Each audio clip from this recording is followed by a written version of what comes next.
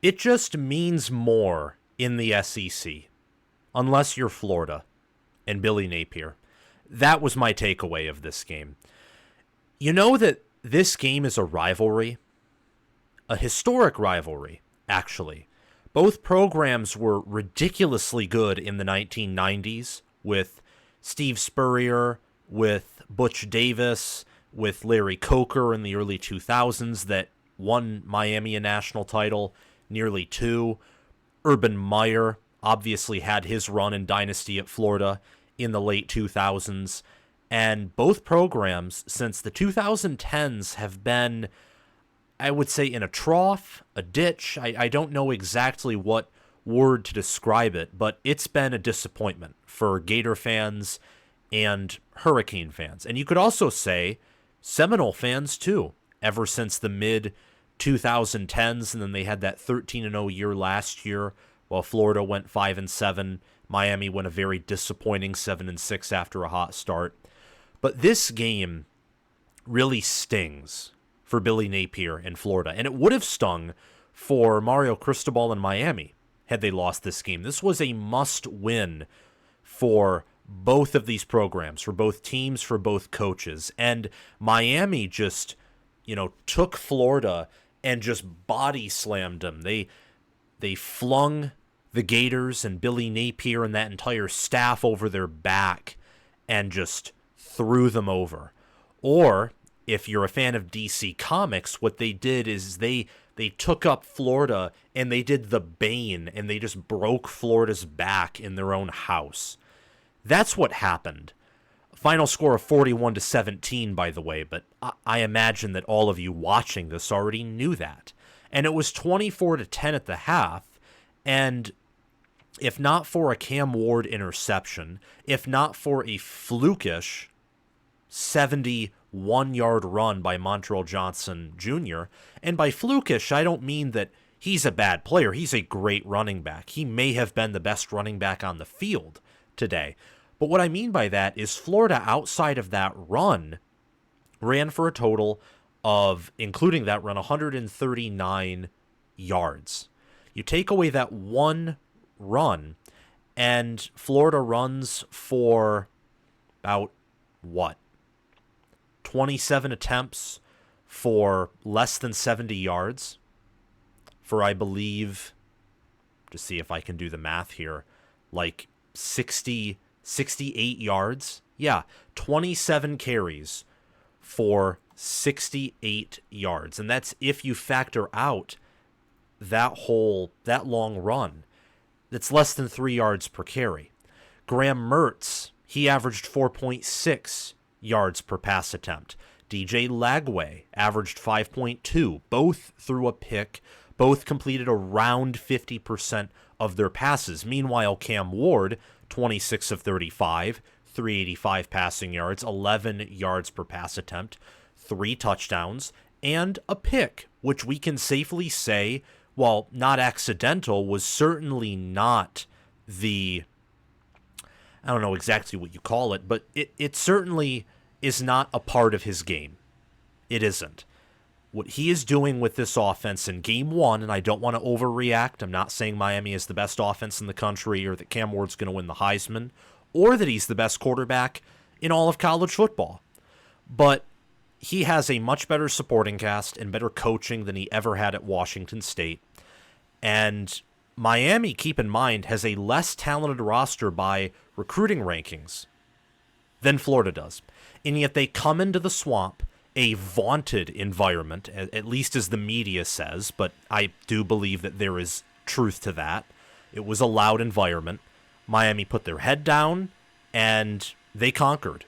And they ran through Florida. They out-physicaled them. They out-coached them. They were the smarter team. They were the more disciplined team.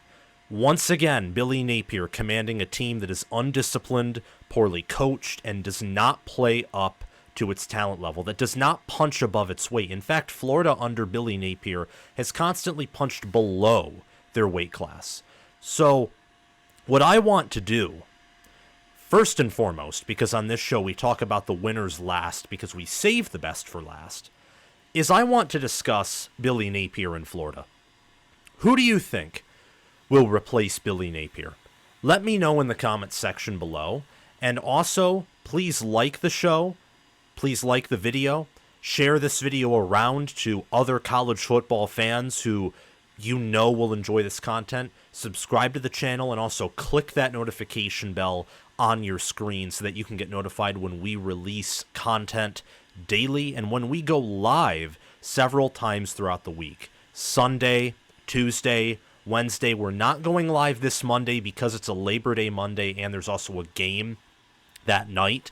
And I have my last shift at my summer job. Yes, I'm in college and work a summer job to pay tuition. So I just won't have the time, and I figured that people will be watching Florida State Boston College because it's the only game that's on, etc. But we'll be live several times throughout the week, and subscribing to the channel, liking the video, and sharing it around really does help us out. But let's start here. Hopefully you've typed in the comments section who you think will replace Billy Napier, or if Florida will replace him at all. But I think after this game with Miami winning 41-17, Miami is either a top 10 team, perhaps top 5, or there's the fact that Miami's good, yes, but that Texas A&M, Tennessee, Kentucky, Georgia, Texas, LSU, Ole Miss, maybe even Florida State despite their struggles, and maybe UCF, and even a road game at Mississippi State can now be extremely challenging. Outside of that Sanford game next weekend, there is no game that is close to a guaranteed win for Florida after the atrocity of a performance that they put on. Florida scored 17 points, 10 of them before garbage time. They were 1 of 2 on fourth down. They were 1 of 9 on third down. They averaged 4.7 yards per pass attempt and 5 yards per run attempt. They only had 2 penalties for 25 yards, but they also had, again, the 2 interceptions. And Miami had a 9-minute possession advantage, which is pretty huge. They were able to wear down Florida bit by bit through the air, on the ground. Miami both game-controlled Florida to death, which is humiliating, and they also finessed Florida into giving up. Just third down conversion after third down conversion by Cameron Ward and his awesome arm. Florida currently has the 23rd 2025 recruiting class. They have a coach who 6-7, 5-7, 11-14 in his first 2 seasons. It's now 11-15 in his first 3 seasons. Again, 11 games left to play, but the toughest schedule in the country. And his team quit. They quit. And they had Montrell Johnson on top of it, who I didn't think was going to play because he had his surgery in early August. And even with him and a long run and a few breaks due to some mistakes by Miami, Miami didn't play a perfect game. Credit to Florida in some regard, but also means that Miami could have dominated this game in even greater fashion, by even greater margins. They didn't, but they could have. They outrushed Florida. They more than had a superior passing game compared to Florida. And as I mentioned earlier, it's another game where Billy Napier has shown little to no ability to coach his team well, to develop them, to put them in positions to win, to punch above his weight class rather than let his team get punched from below. And I just think it's time. I do. And maybe I'm calling my shot early, but I don't think I am. The next game in which Florida loses in humiliating fashion, which will probably be against either Texas A&M or maybe a later game. Maybe it'll even be Central Florida at home. Maybe Mississippi State on the road will break the team's will. Or maybe it'll be on the road at Tennessee, though with that being a rivalry game, who knows. But the next game in which it's done, clearly, and the team quits, and I'd say it's inevitable, you gotta can him. Do what Nebraska did to Scott Frost, who ironically Scott Frost and Billy Napier look like they came from the same cookie jar. Did extremely well in the group of 5 and were good coaches there, but they were not ready one bit for Power 5, Power 4 type responsibility, coaching, development. I mean, heck, I'd even say recruiting, because Billy Napier has brought in some good recruiting classes, but what players do you know that have emerged from those classes as elite impact players that have changed the course of Florida's football program for the better? Maybe DJ Lagway can be that, but I'll have to see it in order to believe it, especially with Billy Napier coaching. If you get a good head coach in Florida with the talent they have, they can and will win. The question is, do they go coordinator route, or more likely group of 5 or Power 4 level higher? Where does Florida go from here? Now, for Miami, see, we saved the best for last. Miami should run the ACC. Watching Virginia Tech get shanked by Vanderbilt and Diego Pavia, who is just an awesome quarterback. That was an upset that I did not expect, though people mentioned it, whether it's Josh Pate or my friend Corn Crazed. They, I think, took Vanderbilt to at least play Virginia Tech more competitively than the Vegas line or the public. And alas, they were correct. It looked like Virginia Tech was actually going to pull away in the fourth quarter, but then Vanderbilt came back. So that's a team that's done. Clemson looks like horse poop. And Florida State, well, we already know they have issues at the lines of scrimmage, where Miami looked dominant today. Again, outside of that long 71-yard run, they held Florida, the Hurricanes did, to under 3 yards per carry. And that's Simeon Barrow, that's Ruben Bain Jr., that's many players. I mean, Miami in total just dominated the line of scrimmage. They averaged 4.4 yards per carry, and they didn't have very long runs. They were just consistently able to get 3 or 4 yards per carry, per run, and plow forward and keep Florida's defense honest. They should run the ACC, and they're the best team in the ACC so far. Again, Clemson got worn down by Georgia, and we'll talk about that on my live show tomorrow. We'll have to see how Florida State does against Boston College, but I anticipate that they could struggle. Virginia Tech got taken out. They got assassinated by probably the SEC's worst team. Not a good look one bit. And Georgia Tech, we have yet to see how consistent they will be. And there are many, many other questions. North Carolina got what I thought was a good win against a decent team, from what I can tell, in Minnesota. But we'll have to see how they go again, because they've come up short with some of the talent that they have. Miami should run this conference. They should go 13-0, win every game, dominate most games. I'm not going to say dominate every game, because they were just 7-6 last year. They have a lot of talent, but I don't think the expectation for Miami this season is to be a national title contender. And if they dominated every game they played and won it by double digits, or sometimes 3, 4, 5, 6, 7 touchdowns, then that would be a national title contender. And I don't know if this team is that right now, but we'll have to see. Again, though, they should run the ACC. They should own it. And they'll be the favorites after today's results, because Georgia dominated Clemson, and Georgia did not play their best game either. They played sloppily, and yet they beat Clemson, what I want to say, 34-3. Yeah, they beat Clemson 34-3 by 31 points. Miami came in with the public slightly leaning Florida and only being a 2.5, 3-point favorite, and they owned, straight up owned Florida. Total yardage for Miami was 529 yards, 25 first downs, 34 minutes and 30 seconds of possession. They had 41 points.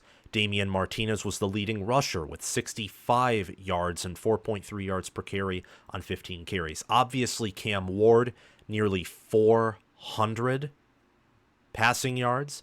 He also had 33 rushing yards. Xavier Restrepo led the team in receiving yards with 112. He had a touchdown, 7 receptions, just really good player. Elijah Oreo broke out at tight end, injured last year, had 4 receptions for 89 yards, averaged over 20 yards per reception. And Michelle Powell, incoming transfer from Washington, had a pick, and Jaden Harris had a pick as well. They also only punted, the Hurricanes did, they only punted twice, and they went 2 out of 3 kicking field goals. So could have been 44-17 ultimately. But the game's over. The point is to no longer play what ifs, but just to talk about what happened. What happened too was a star emerged on the national scene. Cam Ward is no longer just a hype train quarterback. And I say that because he was outside the top 50 in QBR at Washington State, had some inconsistencies, and you just never know what's going to happen.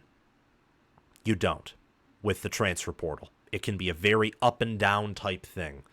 But 26 of 35 for 385 yards, 3 touchdowns, 1 pick, 33 rushing yards, constantly dancing around the pocket to avoid pressure, had a 189.3 passer rating, completed nearly 3 out of every 4 of his throws.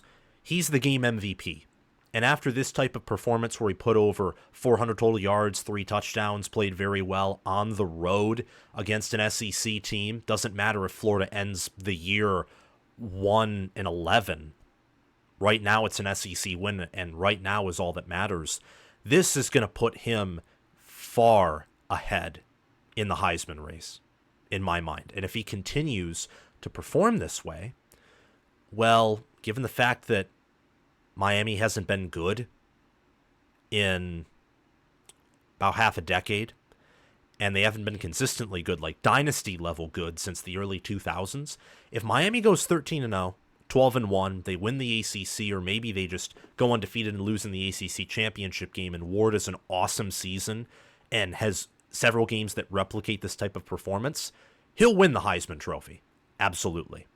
And he'll win it because the story, the statistics, because he'll have the receivers, Jacoby George, Marcus Arroyo, Damian Martinez, Mark Fletcher Jr., A.J. Allen, Xavier Restrepo, Samuel Brown. He has the players. And don't forget the offensive line with Inez Cooper, Zach Carpenter, and many others. He has all the pieces on offense and the play caller in Shannon Dawson to put up big numbers. And to, if he is not playing his best, if he's not having his best day, and we all know even the best players have off days, then he'll still do well. He will. And the schedule's easy too, and while that may penalize him in the Heisman race, I think an easier schedule giving him a greater probability of putting up high numbers will overtake the penalties that a easier schedule may offer up. I thought Virginia Tech was going to be a tough game for Miami. They go down to Vanderbilt. Florida State is not the top 10 team I thought they were in the preseason. And Miami did a much better job against Florida than I expected. My prediction was Miami 27, Florida 17. And I thought it would be close in the third quarter. It was not close in the third quarter. Miami only allowed 17 points because of something called garbage time and resting your starters and bringing in your backups. And Florida only scored 17 for that reason, and they allowed 41 total points. Like, they allowed 38 of those points in 3 quarters. They only allowed a field goal in the fourth quarter. Miami was already winding down 15, 20 minutes before the game was over. It's crazy. And crazy, honestly. I mean, to win by this much in the Swamp proves that your team has some sort of toughness, mental fortitude, athleticism. I know that Florida could be a terrible team, but they do have talent. Mertz was not an awful quarterback last year, and they have some formidable players. So, good win for Miami, good start to the season, and Cameron Ward is my MVP, most valuable player for this game. I think that Florida is going to be looking for a new head coach very soon, and as for Miami and Mario Cristobal, The sky's the limit. Thank you all so much for watching this video. Please hit that like button, subscribe to the channel, click the notification bell, and comment your thoughts on this video down below. Who do you think Florida will hire as their next head coach, as I very much expect Billy Napier to be fired? And what do you think Miami's end-of-season record will be? Comment down below. I want to give a shout-out to my Patreon members for sponsoring this video and channel. Thanks to Crash2488 and Brasco Rascal for being Heisman members, $25 a month. And after 6 months of membership, Crash2488 has already fulfilled this, and Brasco Rascal's coming close. You can get free signed College Football with Sam merchandise delivered to you from me. Thanks to Chris Lane, Conolulu OH, Ismar, and Tyler Nye for being All-American members, $10 a month. And thanks to John Lynn, Roaming Gnome, Matthew Sale, Austin Christmas, and Shania Shakakro for being all-conference members, $5 a month. If you want to support the channel, we are independent, the work we do here, and I do go to college. You can sign up as a Patreon and support the channel, or you can buy merchandise directly from my merchandise store. But there is no pressure. Just watching the video by yourself already is something that I very much appreciate. Your support is always appreciated, but never expected. You can check out my Patreon page and merchandise store via the links in the description and down below in the pinned comment. Have a great day, guys. I will see you around, and go Canes.